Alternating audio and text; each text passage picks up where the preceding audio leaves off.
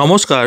পশ্চিমবঙ্গের সরকারি কর্মচারীরা দীর্ঘদিন ধরে আন্দোলন করছেন তাদের বকেয়া ডিএ কেন্দ্রীয় হারে পাওয়ার দাবিতে।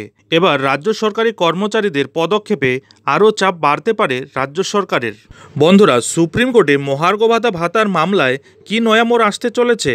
কারণ পশ্চিমবঙ্গের রাজ্য সরকারি কর্মচারীরা নয়া পরিকল্পনা করছে, তাতে কি আরও চাপ পড়ে যাবে রাজ্য সরকারের? ঠিক কী পদক্ষেপ নিচ্ছে রাজ্যের সরকারি কর্মচারীরা?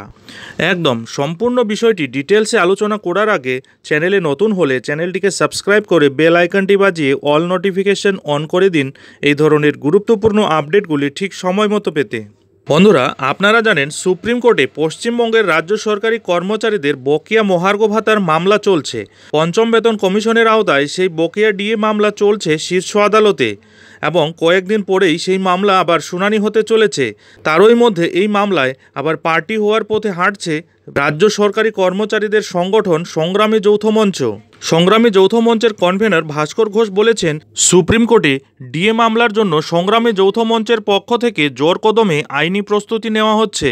বিখ্যাত আইনজীবীকে নিয়োগ করাও হবে, তবে কোন আইনজীবী তাদের হয়ে মামলা লড়বেন আপাতত তা খোলসা করেনি সংগ্রামী যৌথ মঞ্চের আহ্বায়ক। এমনিতে পঞ্চম বেতন কমিশনের আওতায় বকেয়া ডিএ মামলা চলছে 2016 সাল থেকে। প্রাথমিকভাবে স্টেট অ্যাডমিনিস্ট্রেটিভ ট্রাইব্যুনালে সেই মামলা দায়ের করা হয়েছিল। তারপর কলকাতা হাইকোর্টে গিয়েছে, ফের এসেছে সেটে, তারপর আবার কলকাতা হাইকোর্টে গিয়েছে, তারপর সুপ্রিম কোর্টে এসেছে এই মামলা। গত 2022 সালের নভেম্বর থেকে শীর্ষ আদালতেই সেই মামলা চলছে। তারপর থেকে একাধিকবার সুপ্রিম কোর্টে সেই ডিএ মামলা উঠেছে। একাধিকবার সময়ের অভাবে সেই মামলার শুনানি পিছিয়েও গিয়েছে। বিস্তারিত শুনানি হওয়ার কথা আছে সেই মামলার।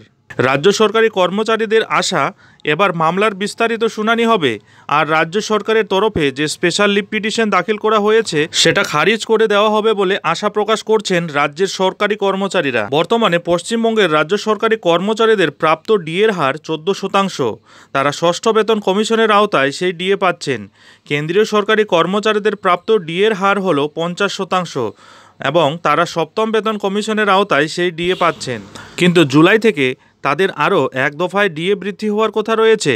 ফলে কেন্দ্রীয় সরকারি কর্মচারীদের সঙ্গে পশ্চিমবঙ্গের রাজ্য সরকারি কর্মচারীদের ডিএর ফারাকটা আরও বাড়বে। যাই হোক বন্ধুরা, এখন এ পর্যন্তই। এই ধরনের ভিডিওগুলি ফেসবুক পেজেও পেতে হলে অবশ্যই আমাদের ফেসবুক পেজটি ফলো করে রাখবেন এই ধরনের ডিএ সম্পর্কিত ছোট বড় গুরুত্বপূর্ণ আপডেটগুলি ঠিক সময় মতো পেতে।